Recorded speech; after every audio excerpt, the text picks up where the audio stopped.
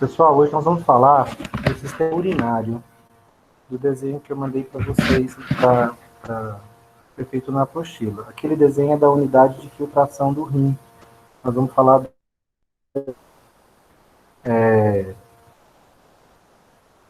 O nosso sistema urinário, gente, é uma rede de estruturas e de órgãos para filtração do sangue. Só que essa não é a única função do sistema urinário. Para filtrar o sangue é a principal função. Mas nós vamos ver que o nosso sistema urinário faz outras coisas além de filtrar o sangue.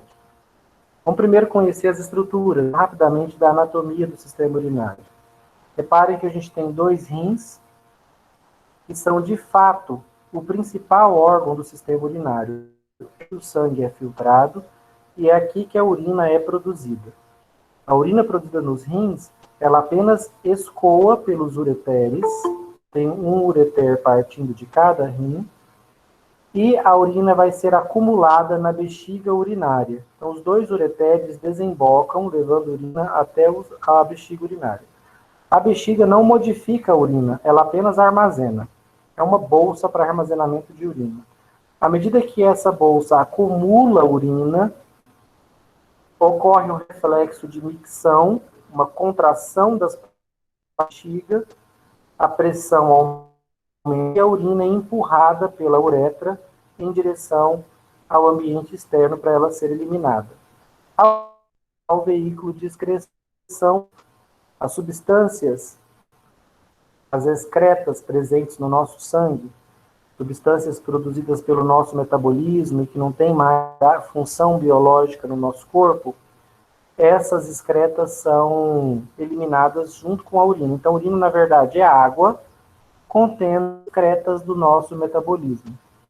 Substâncias que estavam presentes no sangue e que, se permanecessem no sangue, provocariam toxicidade. Então, elas precisam ser eliminadas. Reparem, gente, que essa artéria vermelha que está descendo aqui, ó, é a famosa artéria aorta. A aorta solta um ramo para cada rim.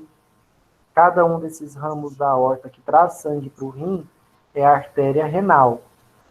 Esse sangue que chega no rim está cheio de excretas. O rim purifica, filtra esse sangue, lança as excretas na urina, junto com em água, e a urina vai levar essas excretas para fora do corpo. O sangue que entrou no rim cheio de excretas, ele sai do rim pela veia filtrado, livre das excretas. A veia renal vai desembocar na veia cava, e a veia cava vai purificado de volta para o coração.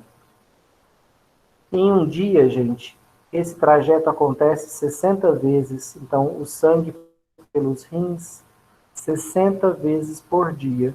Então, o nosso sangue é filtrado 60 vezes por dia.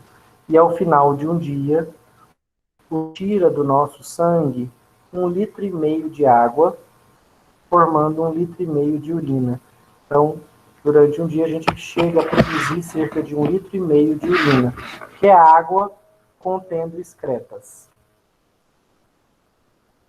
A urina produzida aqui pelos rins está contaminada? Tem micro-organismos nela? Sim ou não?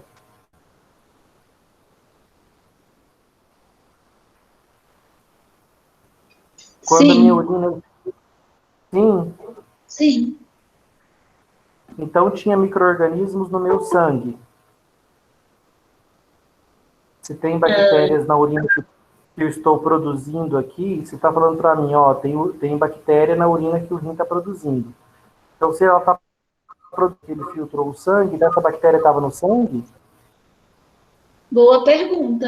Mas tudo que vai para a urina passa especialmente pelo sangue, ela não passa por outra parte, porque eu imagino que... Qual seria a palavra? Diga. Eu imagino que na urina sai tudo que é impureza do organismo. Então, provavelmente tem impurezas no sangue, sim. Acho que seria por aí. Toda a urina, gente, é produzida a partir do sangue. A artéria aorta traz um sangue cheio de impurezas para o rim, o rim filtra esse sangue, retira um pouco de água, porque a urina é uma solução aquosa, né? E nessa água, as excretas que estavam presentes no nosso sangue são eliminadas. Ácido úrico, ureia, creatinina, bactérias nunca, gente, porque o nosso sangue não está contaminado com bactérias. Você esteja num quadro de septicemia, uma infecção genital. Do contrário, numa pessoa saudável, o sangue é estéril, está livre de micro-organismos. Então, a urina pelo rim é apenas água com excretas diluídas na água. Essa urina é conduzida até a bexiga, se acumula aqui e daqui é eliminada do corpo.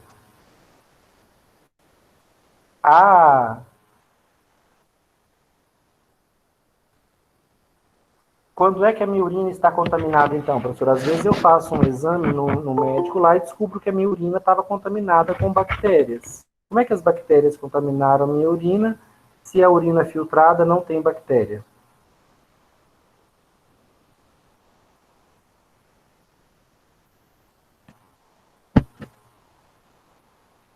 Conseguiu visualizar o desenho, Araceli? Clicou aí no cérebrozinho, no meu nome, que aparece o desenho. Se não, pode ser a sua internet que está ruim. Tenta sair e entrar de novo. Como, gente, que aparece bactérias na minha urina? Conseguiu? Ah, então ótimo. Não, como é que aparece? Não conseguiu? Não. Sai e entra de novo, vê se dá certo. Às vezes a sua internet está boa. Gente, as bactérias, onde é que elas aparecem na urina? Se o rim, quando filtra o sangue para a urina, ela desce aqui pelo ureter estéril, sem a presença de micro-organismos. Quando tem infecção urinária. Quando tem infecção urinária, mas como é que a bactéria chega na urina? Eu quero saber isso. Você está dizendo que quando o rim produz urina, ele produz ela estéril. Pelo canal, professor? De baixo para cima, né, gente? Isso. O único jeito de nós infeccionarmos a nossa é de baixo para cima. Então, a bactéria, por exemplo, no caso da mulher, a vagina está contaminada, ou, no caso, a ponta do pênis se contamina com um micro-organismo, uma bactéria, um fungo, ele vai crescer subindo pela uretra, aí ele contamina a bexiga, depois ele sobe pelos ureteres, e ele pode até mesmo provocar uma infecção no rim. Essa aqui já é fatal. Pode provocar morte em alguns poucos dias. Então, normalmente eu tenho que tratar as minhas infecções urinárias enquanto o patógeno está subindo aqui, ó, pela uretra, no máximo bexiga.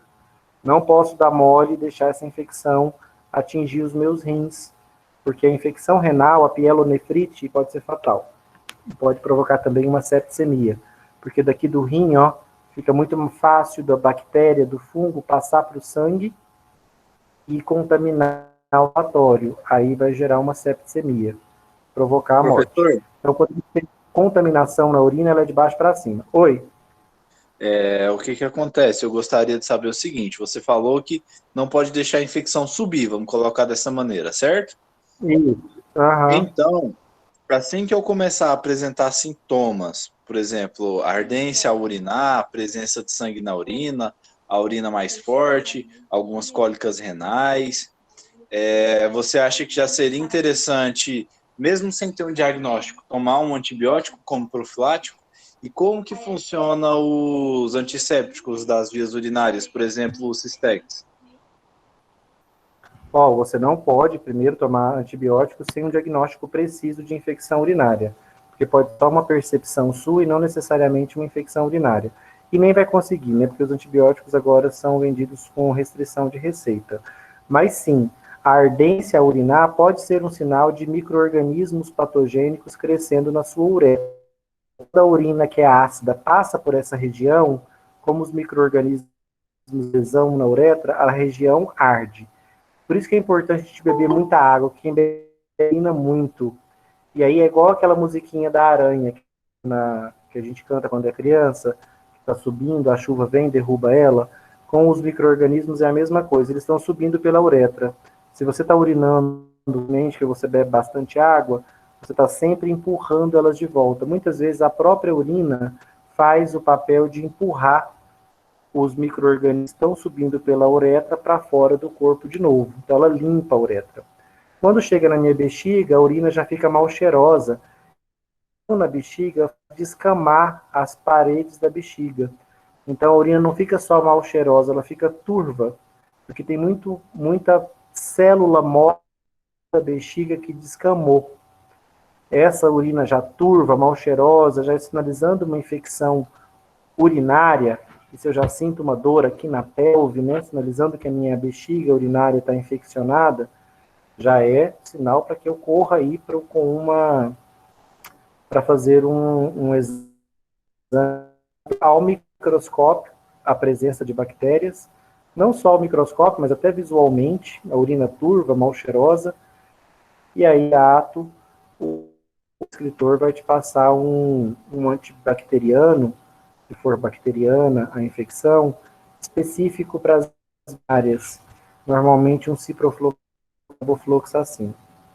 São medicamentos que vão agir matando esse micro-organismo.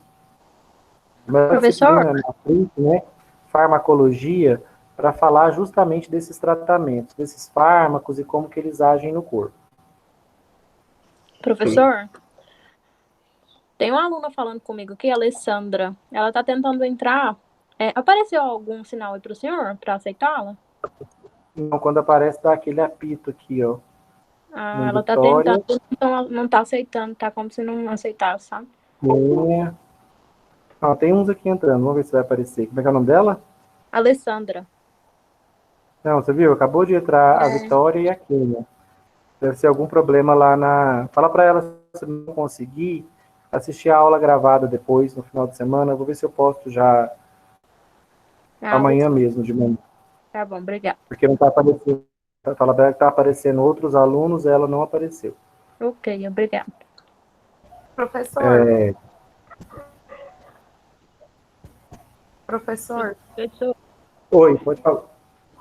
Então, o papel da água, quando você tem um diagnóstico de infecção de urina e o médico diz que você está ingerindo pouca água, que tem que beber mais água, não seria porque a água, ela previne e combate a infecção de urina, seria porque ela iria ajudar na eliminação dos patógenos, certo?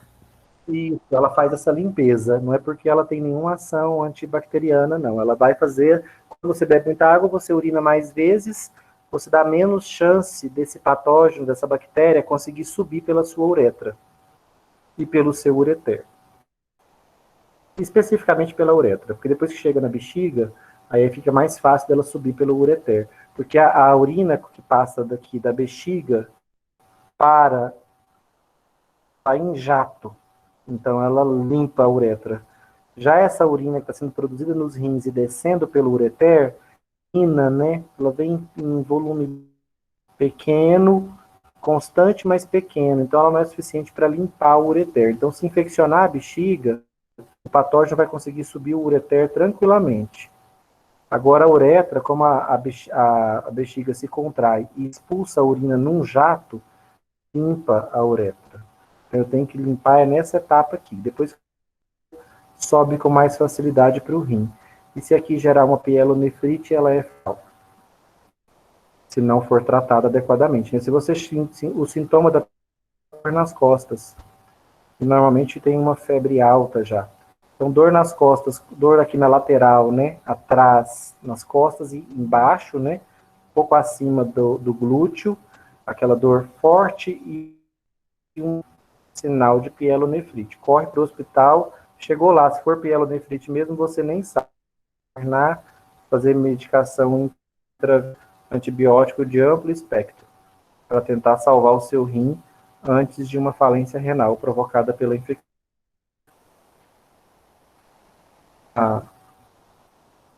Além de filtrar o sangue e produzir urina, os rins têm outras funções muito interessantes. Está produzindo urina, gente, o rim consegue regular o equilíbrio ácido-base e até a quantidade de água no meu corpo, então na pressão. Então a gente nota isso na prática. quando você está muito hidratado, você faz uma urina volumosa. Ou seja, o seu identificando que há muita água no seu corpo, e esse excesso de água pode subir a sua pressão, o seu rim faz uma urina mais volumosa, produz mais urina, para você reduzir o excessivo de água, já que você está muito hidratado. O oposto também acontece. Quando o rim detecta que você está desidratado, volume sanguíneo, o rim trata de produzir uma urina muito concentrada, ou seja, com a menor quantidade de água, já que o corpo detecta que há uma desidratação. Então, se há desidratação, não posso perder mais água ainda. E aí o rim produz uma urina bastante concentrada com água. Ela fica mal cheirosa, fica com uma cor forte. Mas por quê? Porque tem pouca água ali para diluir as excretas. Porque você está desidratado, não pode se dar o luxo de perder. Ela também faz isso, gente, com os eletrólitos em geral. Então, uma pessoa que consome muito sódio, ela vai notar bastante sódio na urina, porque o sódio está em excesso no corpo, o rim joga fora na urina. Se eu tenho um mineral que está em falta, por exemplo, o magnésio, estou tendo muita contração porque está faltando magnésio no meu sangue, muita cãibra.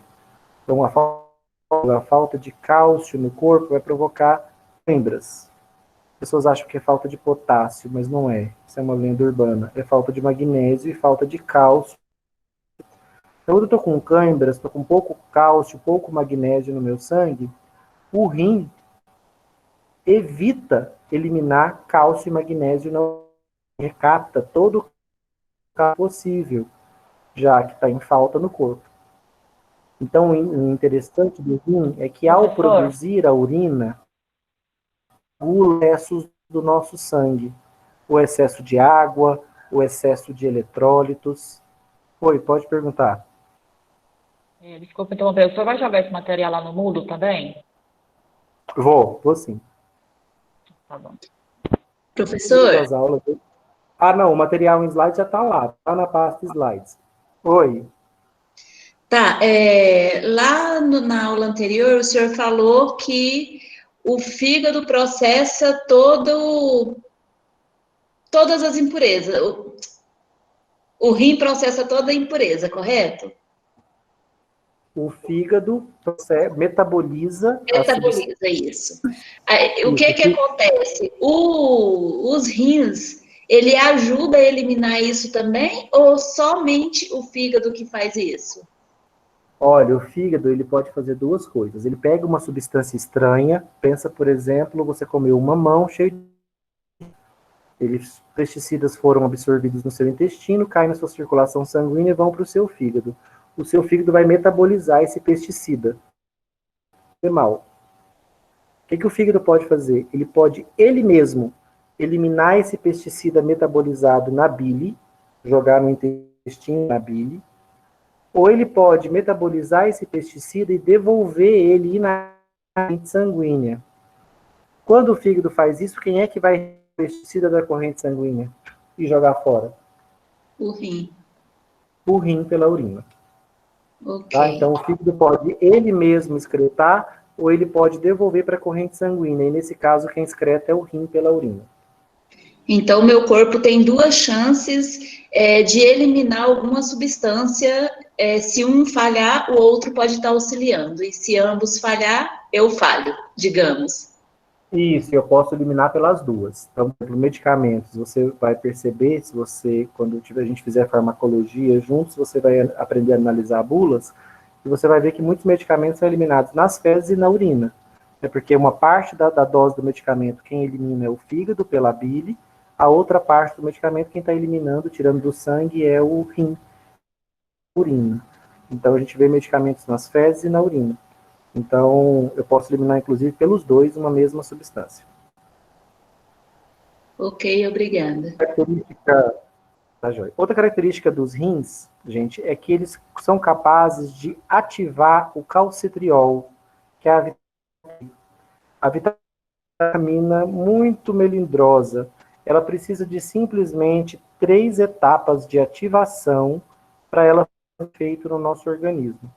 Então, só se ativa depois que ela é ativada em tríplice etapa. Os leigos acham que basta tomar soro para eu ativar a vitamina D. Essa é só uma das... Além da luz solar, eu vou precisar de uma outra etapa de ativação da vitamina D no fígado e uma terceira no rim.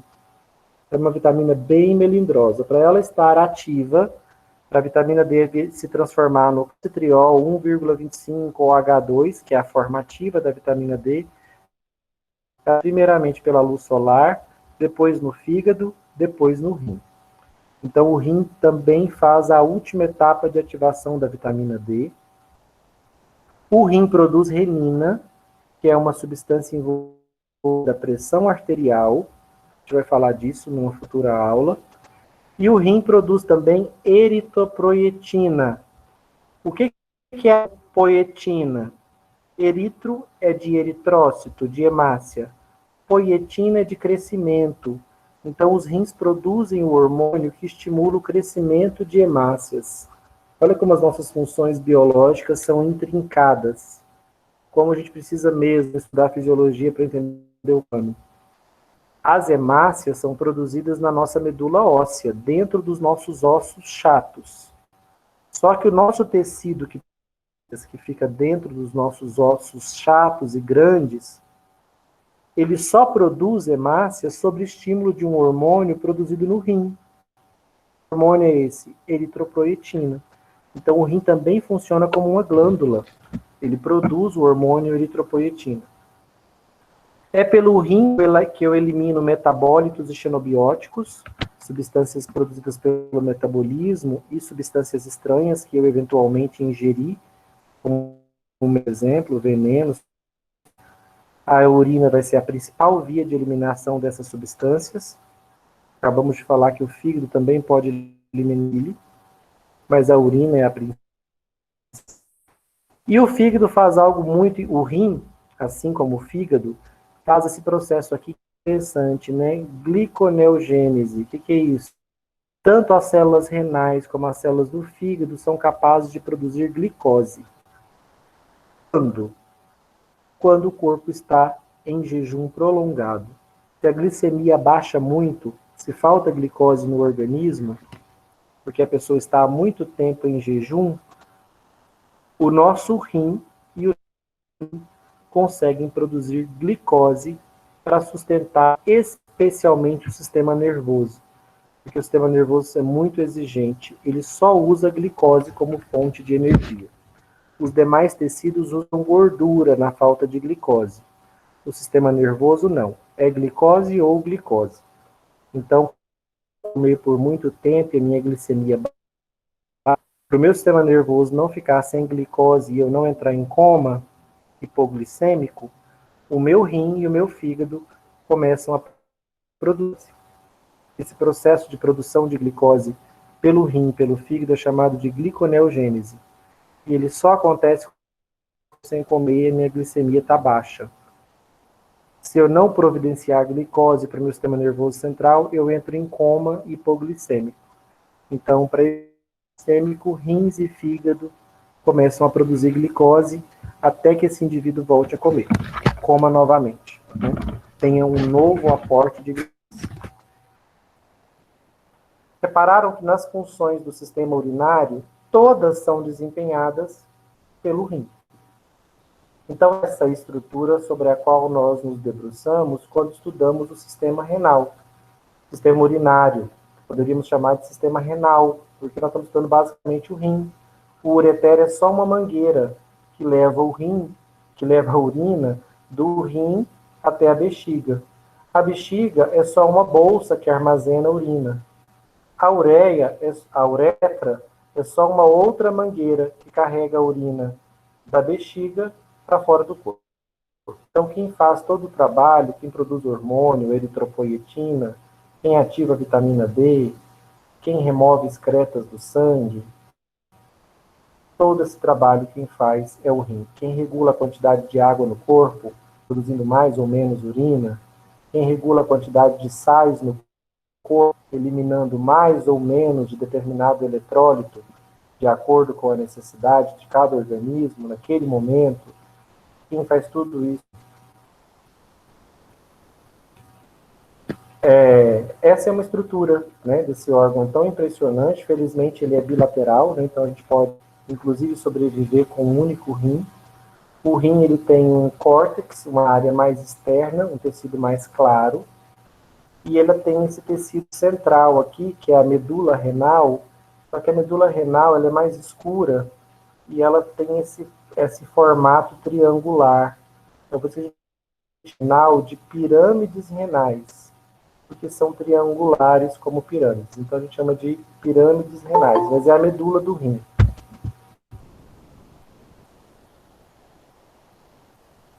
Entrou todo mundo. A Alessandra que não está conseguindo. As pirâmides renais. E o que vai acontecer, gente? O rim produz urina. Ele filtra o sangue aqui, na medula, e a urina produzida é lançada nos cálices renais. Essa urina escorre para a pelve renal, e da pelve renal desce para o ureter em direção à bexiga. Aqui na pelve renal é onde uma urina rica em cálcio pode começar a cristalizar, formar pequenos cristais. Esses cristais vão crescendo com o tempo. E à medida que eles crescem, eles vão se tornando cálculos, as famosas pedras nos rins. Esses cálculos podem se desprender da pelve. O que é esse cálculo? É cálcio, ureia, substâncias presentes na urina que precipitaram. E aí vão formando cálculos cada vez maiores, com mais camadas. O dia que eles se soltam, eles descem pelo ureter.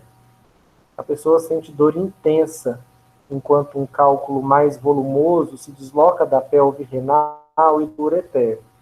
É uma dor excruciante, até que esse cálculo chegue na bexiga. Quando chega na bexiga, a pessoa espera algum alívio. Depois, gente, da bexiga, se ele não se dissolver aqui dentro, ele vai ter que descer até sair do corpo. Experimenta mais uma sessão de dor excruciante. Então, os cálculos renais, quando descem, eles pressionam a parede do ureter, a parede da uretra, e a pessoa sente dor intensa. Muitas vezes, é possível que um cálculo grande o suficiente pare no ureter. Aí eu preciso removê-lo cirurgicamente. Ele obstruiu o ureter, preciso vir e fazer uma cirurgia para remover. Alguns cálculos podem ser desfeitos com laser, na tecnologia mais moderna, né? Mas não todos. Alguns vão precisar ser removidos cirurgicamente. Gente, tá vendo que nessa figura eu tenho um desenho aqui, ó, uma rede de tubos. A estrutura se chama néfron. É ela que vocês desenharam. Aqui vocês estão vendo um único néfron desenhado no rim. Mas o rim é um conjunto de néfrons. Aqui vocês estão vendo um, ó. Mas cada rim nosso é formado por cerca de 1 milhão de néfrons. Essa estrutura aqui, tubular, é nela que o sangue é filtrado, a urina é produzida, e repare que o néfron desemboca no cálice renal. Então, a urina é lançada no cálice renal, desce pela pelve. Então, eu tenho 1 milhão de néfrons formando o córtex e as pirâmides renais. Esses 1 milhão de néfrons estão desembocando todos na pelve renal, liberando urina. A urina é produzida por cada um desses 1 milhão de néfrons, é lançada na pelve renal, para os ureteres, e depois fica acumulada na bexiga. É essa estrutura que nós vamos estudar agora, o néfron, a unidação do rim. O néfron é uma rede de tubos, onde a urina é filtrada, e ele tem uma cabeça, um glomérulo, onde o sangue chega trazendo as excretas, o sangue cheio de excretas. Depois que o sangue passa pelo néfron, ele já está ficado, ele já sai livre de excretas. Vamos fazer um néfron agora, ó. Agora que a gente sabe nada mais um conjunto dessas estruturas aqui, ó. O que é um néfron? Um néfron, ele tem uma cápsula cápsula, eu tenho um novelo de vasos sanguíneos. É uma arteríola aferente. Ela chega no néfron, forma um novelo de vasos sanguíneos. E aqui, gente, a pressão é muito alta. Então, o plasma sanguíneo é filtrado. Ele sai do vaso e cai dentro dessa cápsula.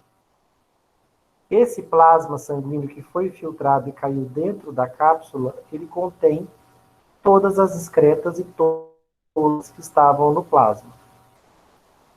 À medida que esse plasma vai sendo captado dentro da cápsula do glomérulo, ele vai conduzido pelos túbulos do néfron até chegar ao final do último túbulo do néfron, que é o túbulo coletor, onde eu já vou ter urina pronta. Aqui no desenho do rim, ó, essa região aqui, o finalzinho do néfron, está aqui, ó, dando urina no cálice renal. Já essa estrutura aqui, o glomérulo, está aqui dentro do córtex renal, formando o córtex renal. Essas são estruturas, os glomérulos estão aqui. Os túbulos descem pela pirâmide renal e aqui no final a urina é lançada. Deixa eu mostrar umas outras figuras de néfron para vocês, que dão uma ideia melhor dessa estrutura.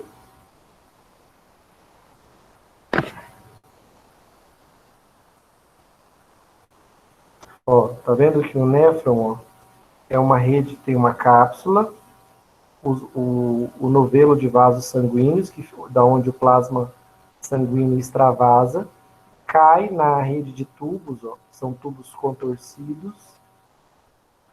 O plasma filtrado passa por todo, e aqui no final do túbulo coletor, o que sai já é urina pronta, já deságua no cálice. Olha que bacana aqui, ó, a estrutura de uma cápsula de Bowman. Ó. Eu tenho a cápsula, períola aferente, essa aqui, está trazendo o sangue cheio de excretas. O sangue aqui dentro, a pressão é muito alta, o plasma sanguíneo vai sair de dentro desse novelo de vasos e vai cair dentro dessa cápsula. E da cápsula ele vai correr para dentro dos.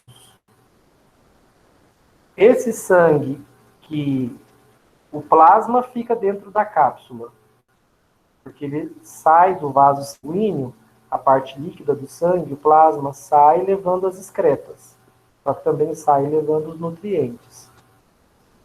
As células sanguíneas seguem pela arteríola eferente, só que com muito pouco líquido. Quase todo o plasma sanguíneo ficou preso aqui dentro da cápsula, que foi filtrado. Esse plasma rico em excretas, mas também em nutrientes, vai vir para dentro dos túbulos. Aí eu quero mais uma foto, ó, mostrando a arteríola, plasma levando as excretas para fora dos vasos sanguíneos, são coletados aqui na cápsula de Bowman e saem, e vão ser, esse plasma filtrado, cheio de excretas, ele vai em direção aos túbulos. A gente filtra por dia 180 litros de plasma, o que significa que o nosso plasma sanguíneo total, né, o total de plasma que a gente tem no sangue, é filtrado 60 vezes por dia. Ao final, a gente produz cerca de 1,5 litros de urina. E aí eu queria fazer essa pergunta para vocês, ó. O nosso sangue é filtrado por dia. Aqui dentro da cápsula é coletado o filtrado. Esse filtrado tem excretas e tem todos os sangue, tem glicose, tem aminoácidos. Esse filtrado vai correr pelos túbulos e aqui no final eu tenho urina formada. Eu já tinha dito para vocês que ela é só água e excretas. Mas o que foi filtrado aqui na cabeça do néfron, excretas e todos os nutrientes, porque o plasma sanguíneo saiu inteiro. Então ele carregou as excretas que estavam diluídas nele, mas também os nutrientes. Mas depois que eu olho o caminho que esse filtrado percorreu, No final, eu vejo urina, e é uma urina que contém apenas água e excretas, não tem nutrientes. O que aconteceu, gente, com os nutrientes que foram filtrados aqui, mas que não aparecem na urina formada? Alguém tem uma sugestão?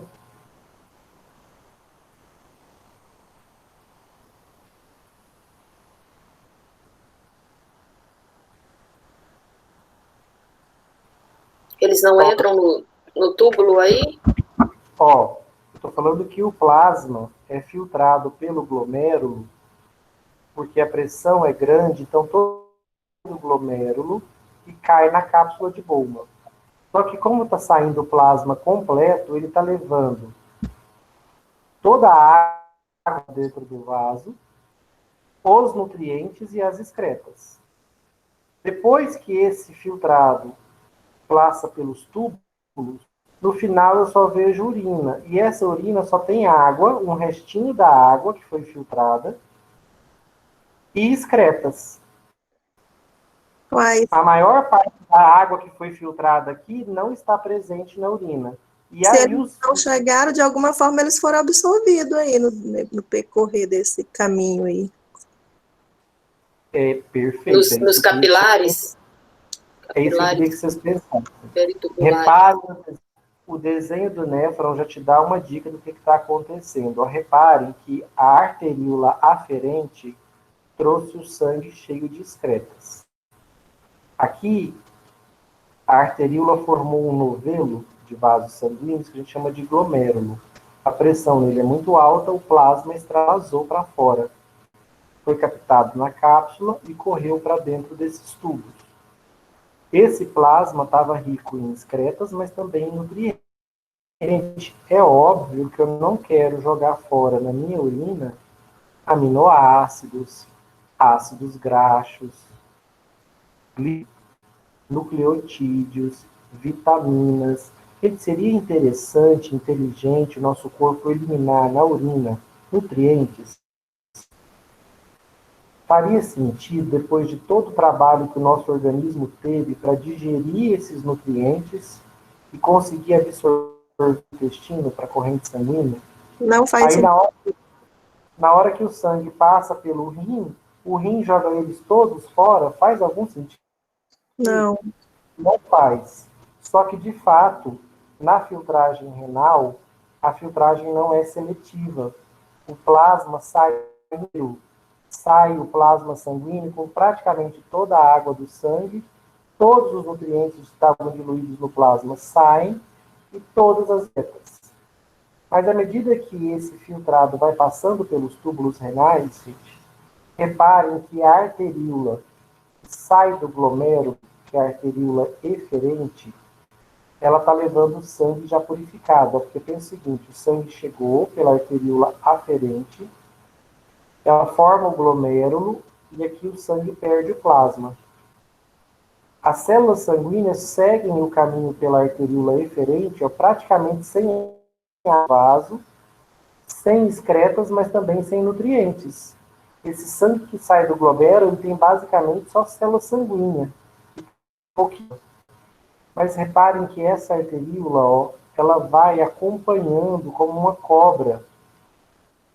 Ela vai serpenteando. Por que vocês acham que ela está serpenteando os túbulos? Porque à medida que esse plasma vai correndo por dentro dos túbulos, a água em excesso que foi filtrada volta para dentro da arteríola. Os nutrientes que foram filtrados voltam para dentro da arteríola. Isso vai acontecendo ao longo de todos os túbulos, até que no final só sobre o quê? Um pouco da água que foi filtrada e as excretas. Ou seja, só resta urina. Conseguiram acompanhar essa ideia? Então, pensa o seguinte, quando eu filtro meu sangue no néfron, toda a glicose que estava no meu sangue sai. Se não houvesse a reabsorção, gente, a glicose iria correr junto com o líquido filtrado. No final, a minha urina Na minha vista, teria toda a glicose que estava no meu sangue, excretas e água. Professor, o que Tiro no compõe pé. o plasma? Qual a composição do plasma? O plasma é água, e nessa água estão diluídas os nutrientes e as excretas. Quem são os nutrientes que nós estudamos na primeira bimestre, né? Vitaminas, minerais, nucleotídeos, aminoácidos, ácidos graxos, glicerol, glicose. Esses são os principais nutrientes presentes no plasma. Só que o plasma também está cheio de excretas. No plasma eu tenho ureia, ácido úrico, creatinina, produtos do metabolismo. Essas substâncias serão eliminadas juntas. Só que eu não posso vê-las juntas na urina. Eu não quero uma urina só com excretas. Então, como eles são filtrados juntos, os nutrientes são reabsorvidos para dentro da arteríola eferente. As excretas não. Elas permanecem no túbulo, junto com água, e são eliminadas na urina. Aqui, tirando quase toda a água que estava no vaso sanguíneo. Se ela toda passasse pelos túbulos e fosse eliminada, daria vários litros de urina por dia, o que não pode acontecer, geraria uma desidratação absoluta. Ou eu teria que beber litros e litros e litros de água para suportar essa diurese tão violenta. Então, não. A maior parte da água que foi filtrada aqui é ida e volta para o vaso. Volta, ó, R, em vários pontos aqui, ó, R com uma setinha saindo de dentro do túbulo e vindo para dentro do vaso. O que esse R quer dizer? Reabsorção.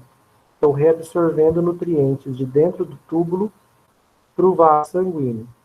Isso acontece ao longo de todo o caminho que a arteríola eferente faz em volta dos túbulos.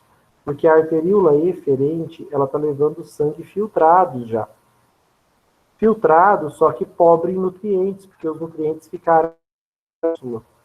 Então, ela fica acompanhando os túbulos para pegar os nutrientes de volta. Mas as excretas, ela não pega de volta, não. Ela deixa do túbulo. Por isso que eles vão acabar sendo eliminados na urina.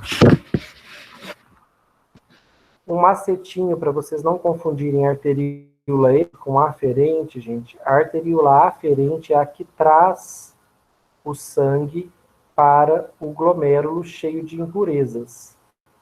Então, eu sempre penso assim, aferente de antes. É a que está antes do glomérulo. Então, a aferente é a que está trazendo o sangue, é a que está antes do néfron, antes do glomérulo. Ela é a que traz o sangue cheio de impurezas. Aí o sangue aqui é filtrado, o plasma sai, carregando impurezas e nutrientes. E essa arteríola que segue com o sangue já purificado, já filtrado, é a arteríola eferente.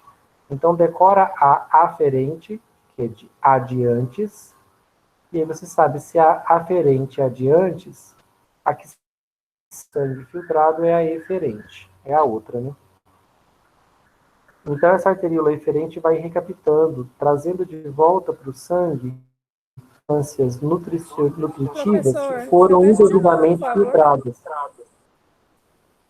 Repetir qual parte que você quer? Do aferente e eferente? Isso, por favor. Ó, a arteríola aferente é a que está trazendo sangue para o glomérulo. Eu gosto para eu decorar quem é que está trazendo sangue para o glomérulo, o sangue rico em excretas, eu gosto de usar o termo aferente, eu relaciono com antes. Então, aferente é a arteríola que está antes do glomérulo. Eu decoro ela. E aí eu fico sabendo assim que a outra é a eferente. Ou seja, é a arteríola que está carregando o sangue já filtrado no glomérulo. Além da cápsula de Bowman, gente, e do glomérulo, o néfron é formado por essas redes de tubos, tá? E essas redes de tubo do néfron ganham nome.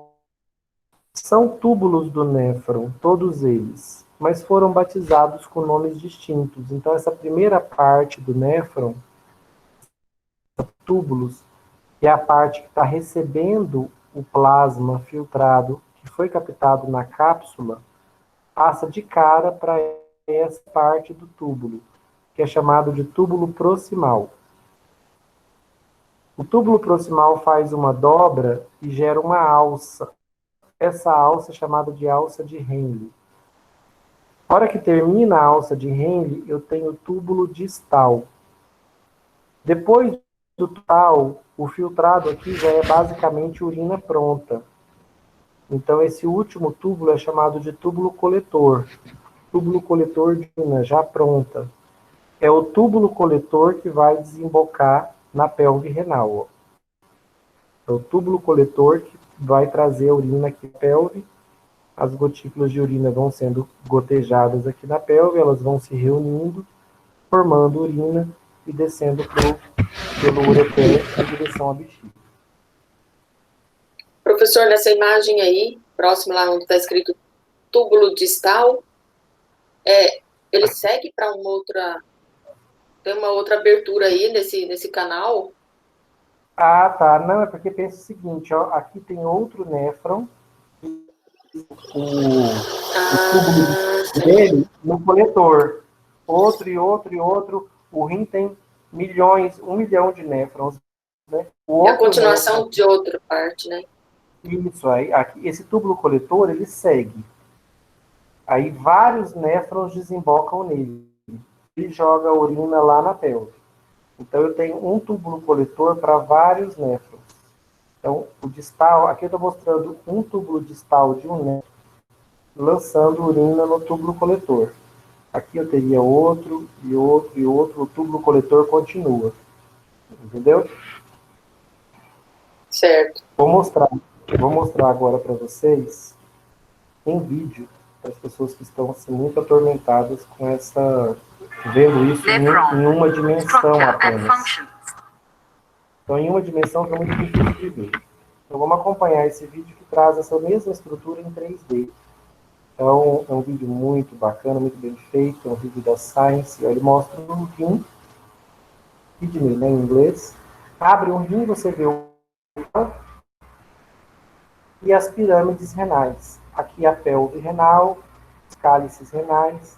Você viu que ele ampliou? Ó? Deixa eu... Ele amplia, como se fosse no microscópio. Que criança doida. Eu acho que...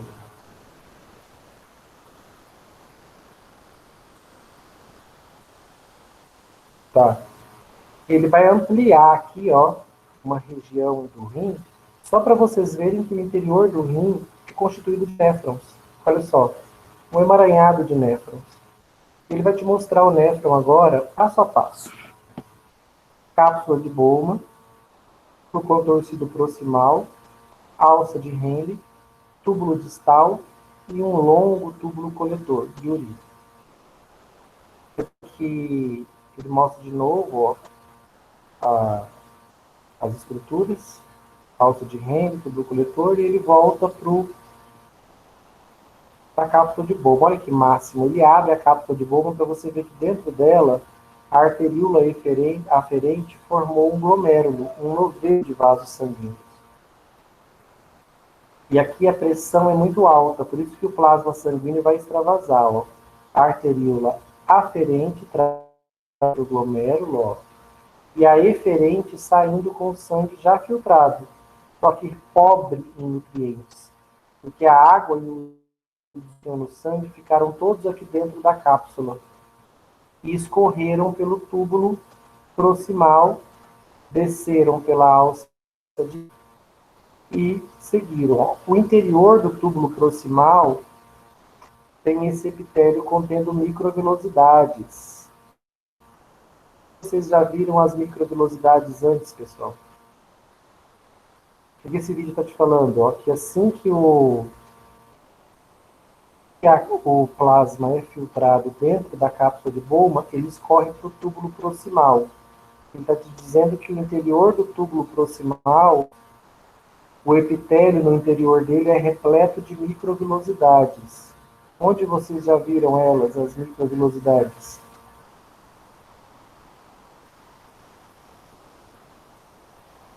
Vocês já viram essa estrutura antes? Essas projeções de membrana aumentando a superfície de contato. Não, não é possível. No No intestino, professor. intestino. No intestino delgado, me ajuda. Ó, por que elas estavam lá no intestino delgado? Para aumentar a capacidade do intestino de absorver substâncias. Por que vocês acham que elas estão aqui no túbulo do néfron? Para onde vão passar os nutrientes? Para reabsorver os nutrientes que foram indevidamente filtrados. Por isso que tem microvilosidades aqui dentro. Ó. Enquanto o fluido está pelos túbulos, os nutrientes que foram indevidamente filtrados estão sendo reabsorvidos. Por isso que a arteríola eferente fica circundando os túbulos. Vocês vão ver agora que ele vai mostrar, ó, o distal, ó, que é o último túbulo, desemboca no túbulo coletor. E agora vocês vão ver que há a filtragem propriamente dita, ó, muito bem feito, inclusive. Ele mostra aqui, ó, a água, as excretas e os nutrientes saindo do vaso, caindo na cápsula e indo dos túbulos.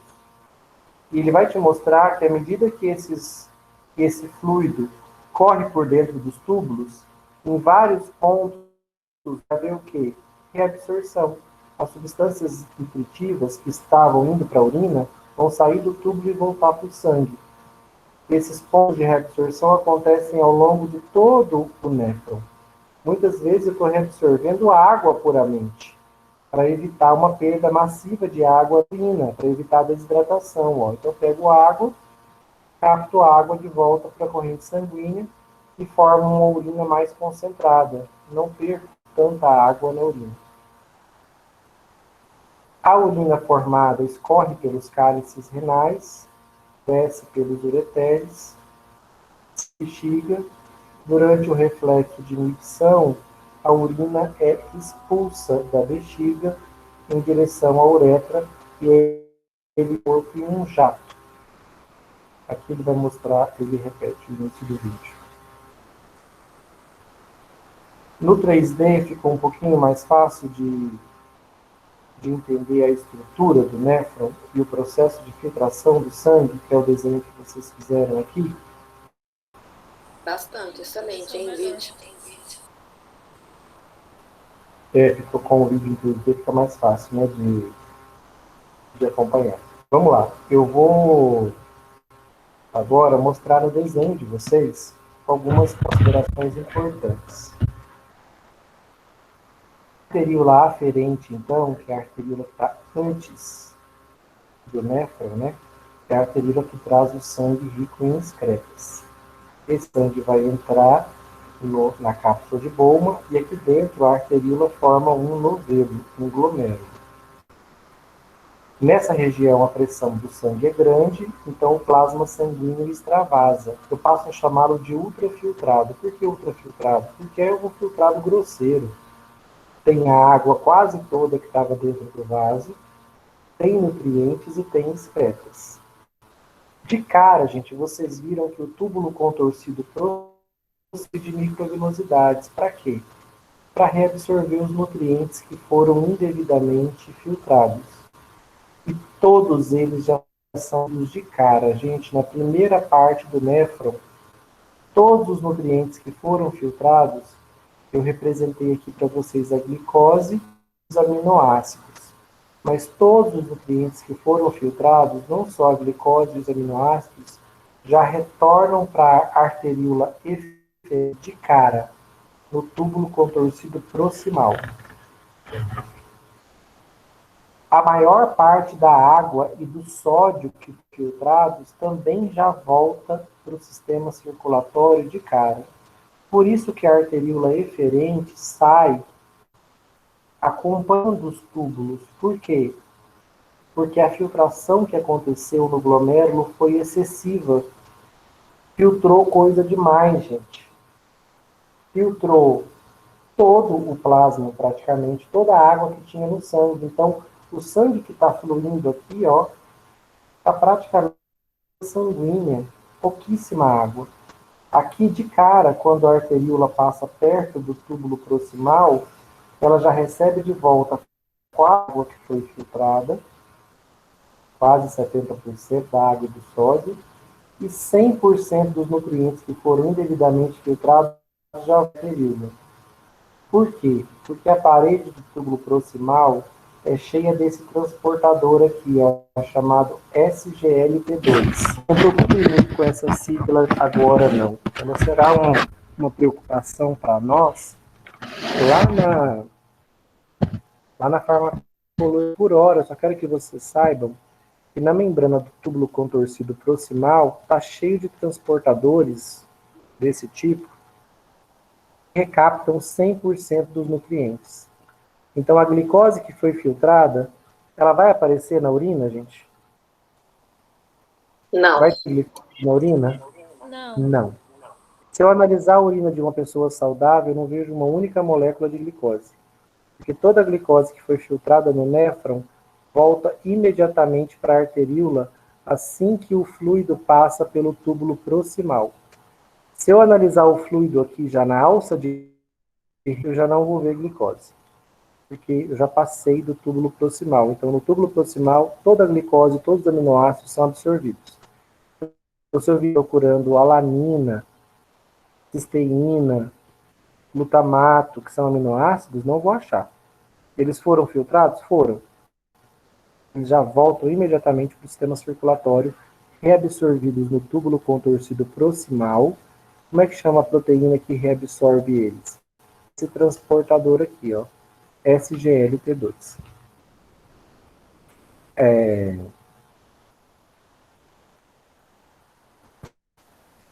Boa parte da água e boa parte do sódio também já voltam para o sistema circulatório.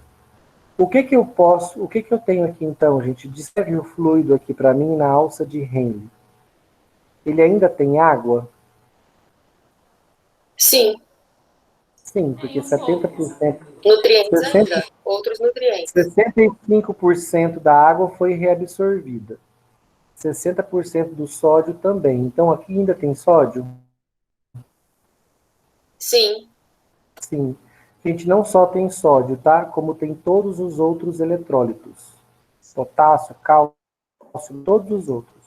Tem todos os Eles nutrientes, eles vão ser reabsorvidos daqui para frente. Os demais nutrientes, glicose, vitamina, ácidos graxos, tudo já vai ter sido reabsorvido no proximal. Então, eu já não vou ver nada disso aqui. Nem glicose, nem aminoácido, nutriente nenhum. Aqui, gente, só vou ver o quê?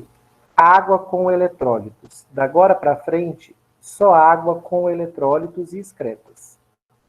E no final, só água, excretas e uns poucos eletrólitos.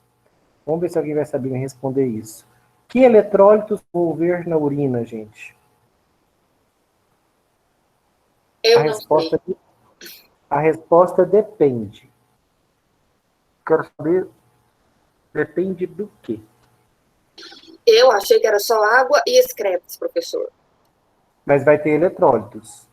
Pode ter sódio, potássio. Vai depender do quê? Você acha que a minha urina é igual à sua? Tem a mesma quantidade de sódio, cálcio, potássio? Vai depender do que toma, professor, assim, dos líquidos, Exato. Mas não tem nada a ver.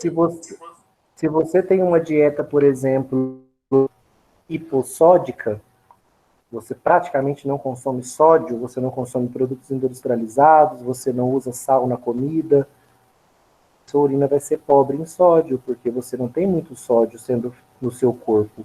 Então, o sódio que for filtrado, o seu rim vai reabsorver o máximo possível, já que você tem pouco. Agora, se você é um consumidor inveterado de produtos industrializados, cheios de sódio, se a sua comida é meio salgada, você tem muito sódio sendo filtrado aqui.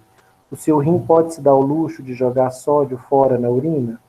Pode e deve, porque está em excesso no seu corpo. Então, gente, os eletrólitos que vão fazer parte da urina vai depender muito do estado metabólico de cada organismo.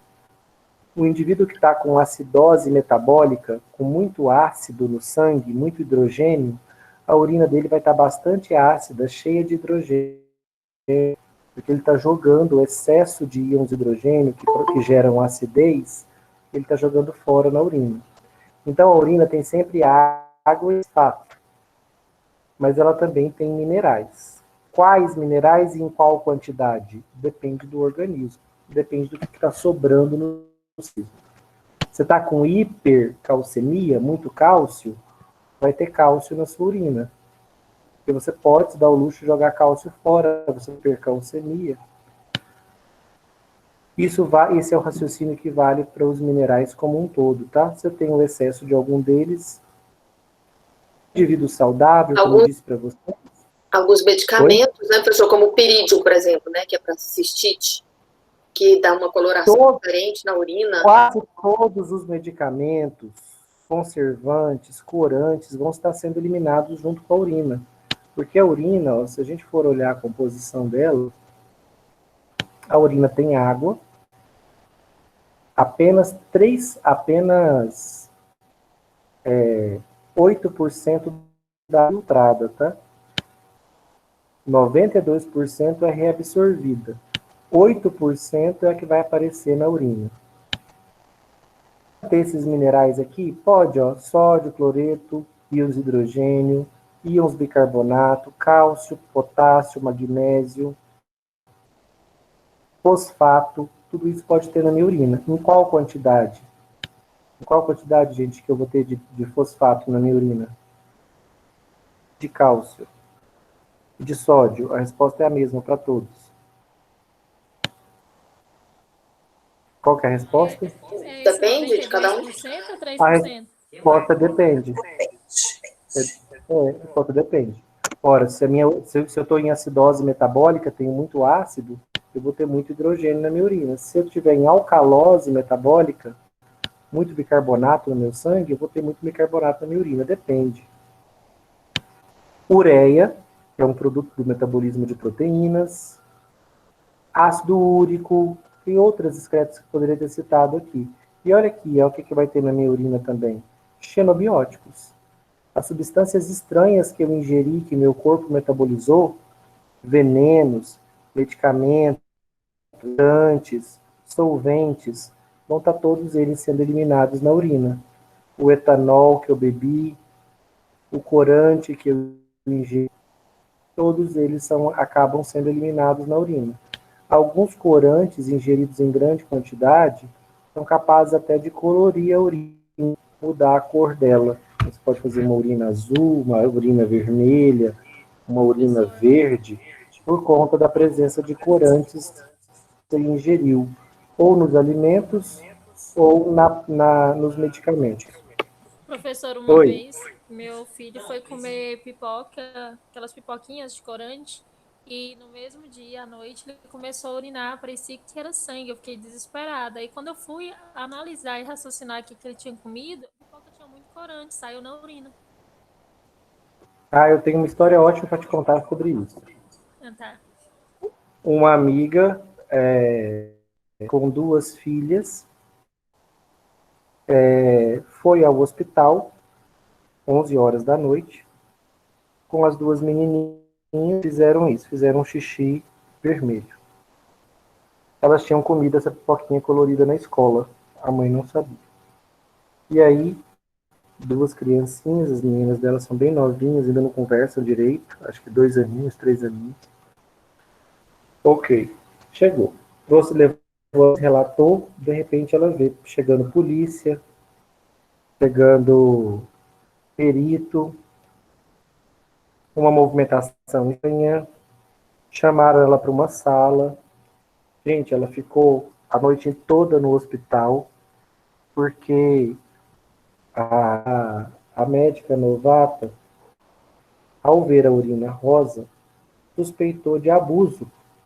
Achou que as meninas estavam sendo vítimas de abuso, sendo violentadas, e que estavam tendo hemorragia vaginal por conta do abuso. Mas, enfim, você levando a urina para o microscópio e olhando, você veria que não tinha hemácias na urina. E a urina vermelha por conta de sangramento, basta eu levar para o microscópio que ela está cheia.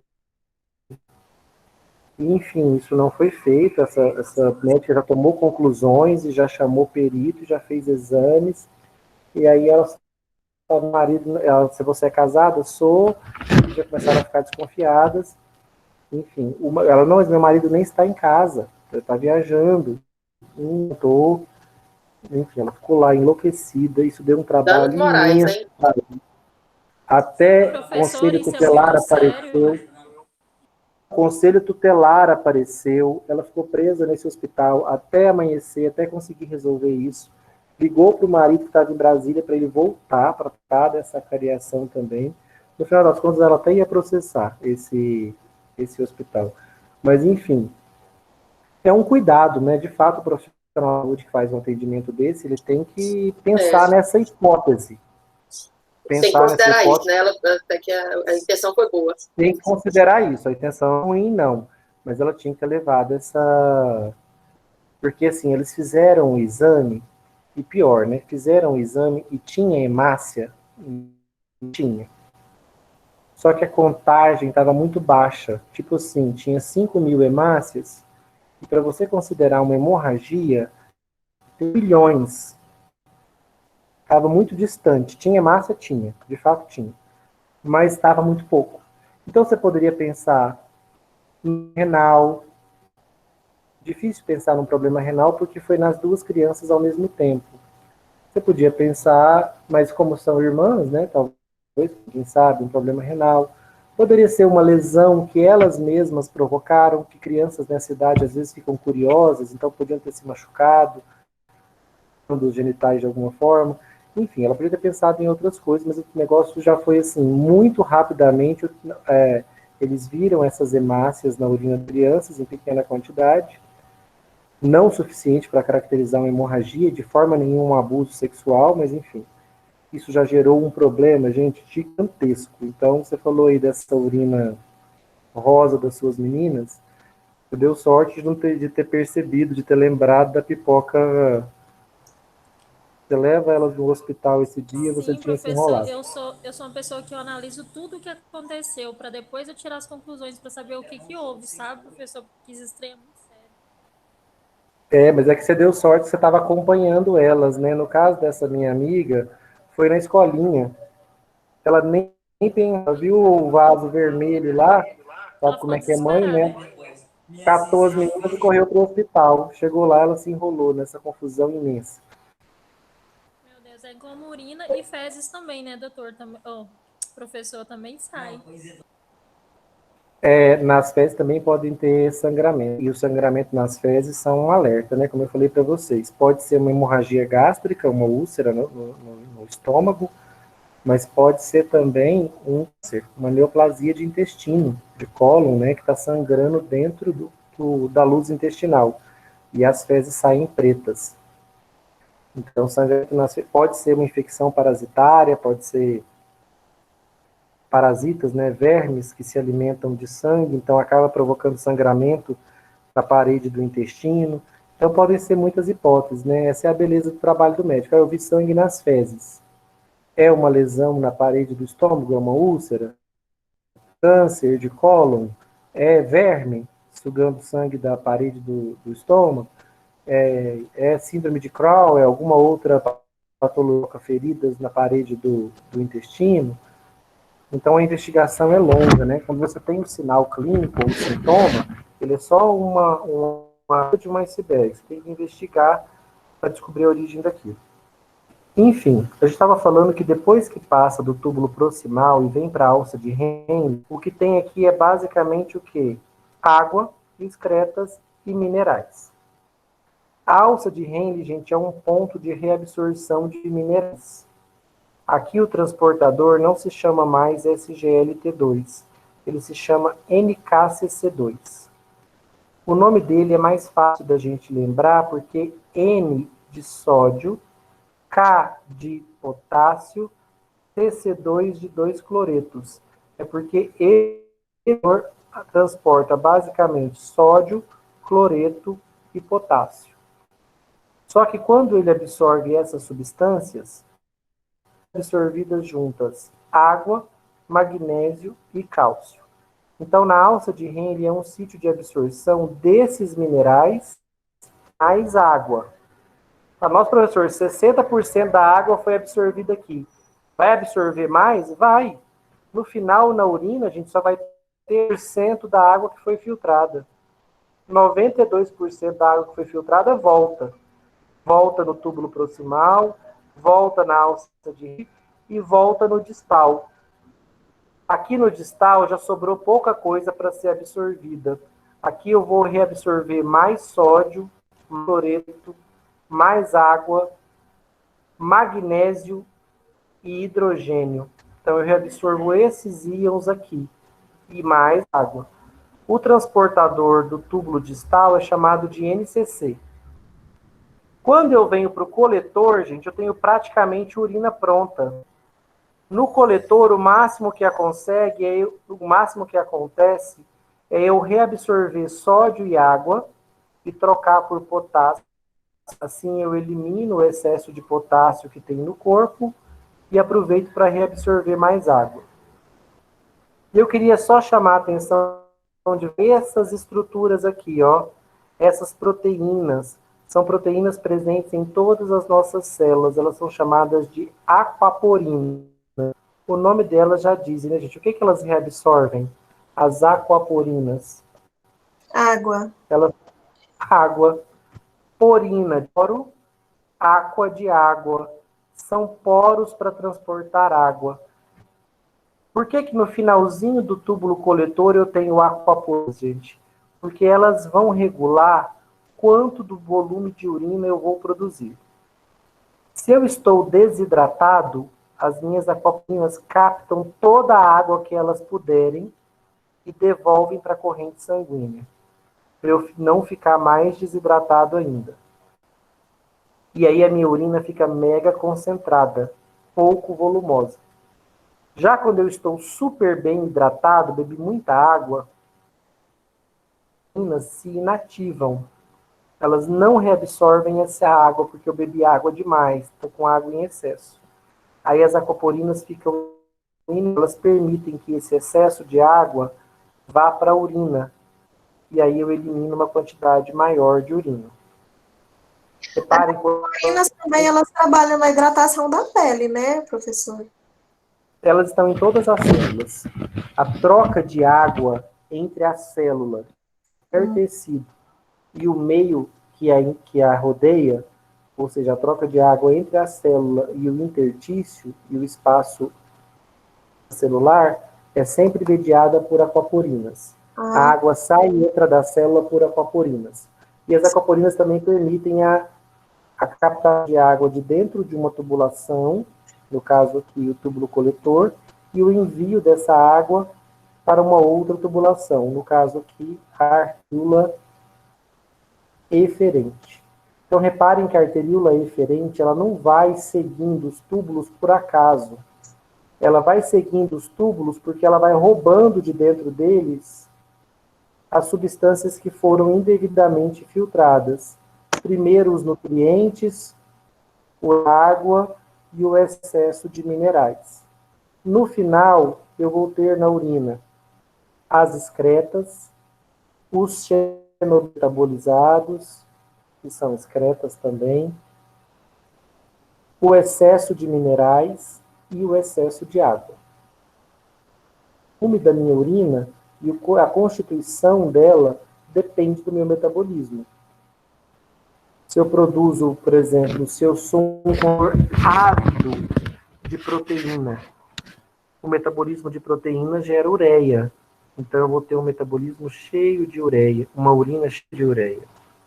Se eu sou um atleta, faço muita atividade física produz ácidos, como o ácido lático. Então eu posso ter uma urina mais ácida, por conta de um praticante de atividade física.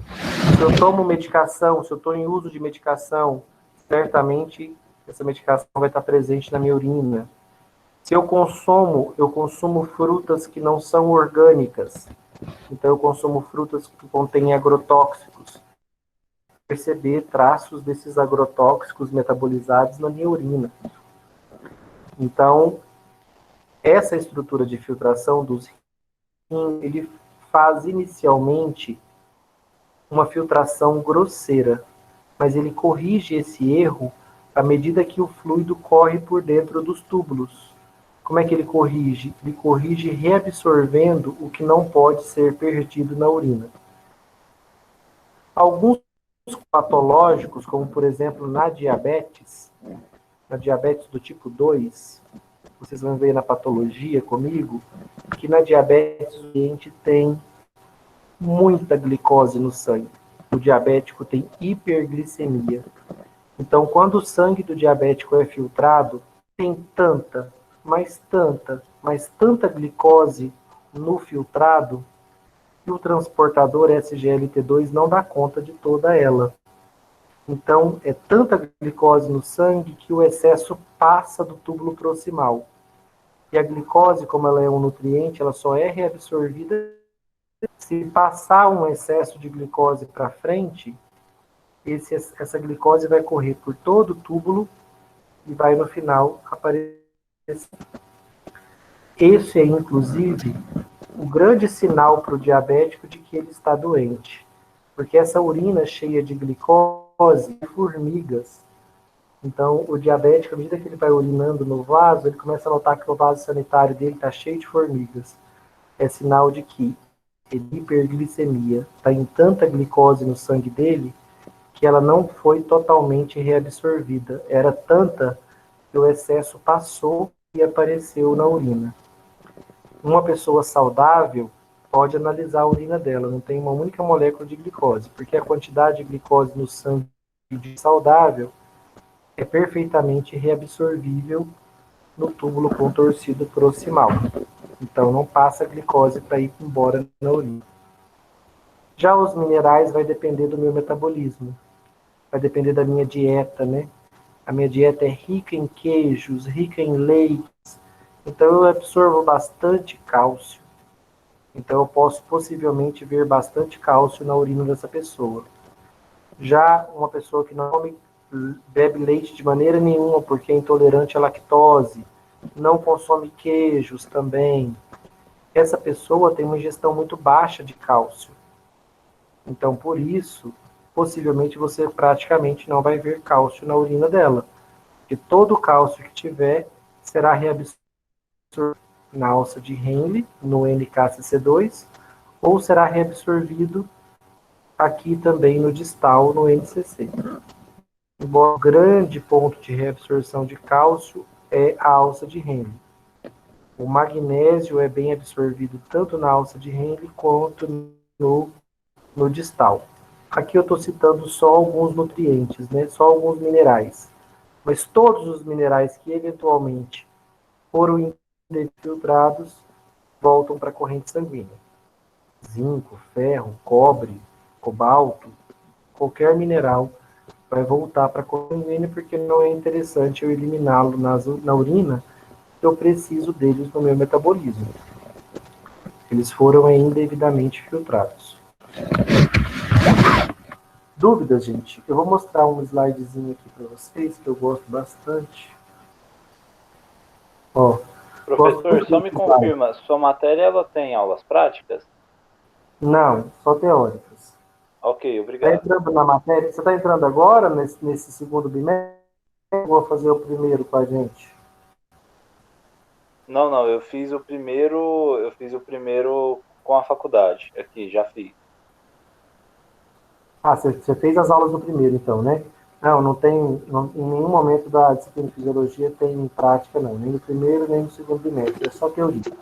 Só me pintou uma dúvida aqui agora, porque eu tava dando uma observada aqui, algumas aulas práticas já começaram a ser marcadas, né? Aí eu fiquei sabendo que era para conversar direto com os professores, porque eles que iam marcar. Aí eu já fiquei na dúvida e decidi perguntar logo. Não, bom Deus, eu não sou professor de disciplina prática, não, de nenhuma. Gosto de teoria. Eu tinha patologia lá em 1900 bolinhas tinha prática, agora não tem mais não. Patologia também, que é uma disciplina que eu dou, tinha prática. Agora também não tem mais. Então eu estou dando sorte. Posso te dar aula prática, então As minhas são todas teóricas. Farmacologia também é teórica. Gente, aqui, ó, só mostrando para vocês que esse slide é muito bem feito, porque ele mostra para você o glomérulo, mostra a taxa de filtração glomerular. Olha que bacana, ó. A cada minuto, a gente filtra 105 a 125 ml de plasma sanguíneo. Então, a cada minuto, a gente tem uma filtração de 105 a 125 ml de plasma. Essa substância filtrada, ó, tem todos os solutos presentes no sangue, exceto as proteínas, ou seja, todos os solutos têm tudo que está dissolvido no plasma. Íons, glicose, aminoácidos, creatinina, ácido úrico, ou seja, tem excretas e tem nutrientes. O bacana desse slide é que ele te mostra a primeira parte do túbulo. Como é que chama essa primeira parte, gente? Primeira região após a cápsula de Bowman, para onde o fluido escorre. Como é que chama a primeira parte do néfron? Proximal. Proximal. Segunda, alça de Henle. Terceira, distal. Quarta, coletor. O bacana desse slide é que ele te mostra, ó, no proximal, o que está sendo reabsorvido. Ó, glicose, 100% dela está sendo reabsorvida aqui. Aminoácidos, olha o potássio, 65% é reabsorvido. Sódio, 65%. Água, 65%. Ele está sendo reabsorvido em cada túbulo. Esse proximal, ele merece um destaque porque ele tem aquelas microvelocidades que tornam ele região mais reabsorvedora, né, com mais potencial de reabsorção por causa das microvelocidades. E por isso que todos são reabsorvidos já de cara nele. Se você olhar para a alça de Henle, ó, o que é reabsorvido na alça de Henle? 15% da água, sódio, potássio, cloreto, bicarbonato, cálcio e magnésio. O que é reabsorvido no distal? Água, sódio, cloreto e potássio. Está vendo que vai diminuindo? O que é reabsorvido no coletor? Água, sódio, bicarbonato. Tem uma reabsorção variável de ureia, mas depois ela é eliminada. Posso eliminar potássio e hidrogênio. E no final, o que sai do túbulo coletor é a urina. Essa substância é composta por água, uma diferente combinação de minerais, dependendo do organismo, ureia e as demais excretas, como o ácido úrico. Ureia e ácido úrico são as principais excretas na urina. Probióticos metabolizados e creatinina, né, que é um pequeno fragmento aí de metabolismo das proteínas e é eliminado na urina também. Micro-organismos tem na o túbulo urina? distal, Não. ele não... O túbulo distal, ele não tem as microvelocidades, não? Só o proximal. Só o primeiro. Se você olhar as células do túbulo proximal, elas têm microvelocidades. Então, a membrana dela é invaginada. Já na alça de Henle, o epitélio já não... Aqui são as células do distal, já não tem. Alça de Henle também não tem. E, por fim, túbulo coletor também não tem. Só mesmo o proximal que tem microvelocidades. Por quê? Porque o proximal ele tem que absorver mais coisas. Além de reabsorver água e minerais, ele também reabsorve todos os nutrientes. Então ele precisa de uma superfície de contato maior. Então ele é a única porção do néfron que tem microvelocidade. O de Henle, o distal e o coletor já não possuem. Aqui, gente, uma imagem da bexiga para vocês. Né? A bexiga mostrando aqui, ó, um esfíncter externo na uretra, músculo transverso, voluntário. Os homens esfíncter, por isso eles conseguem segurar a micção por mais tempo. As mulheres já não têm esse esfíncter voluntário, por isso elas não conseguem segurar a micção por tempo.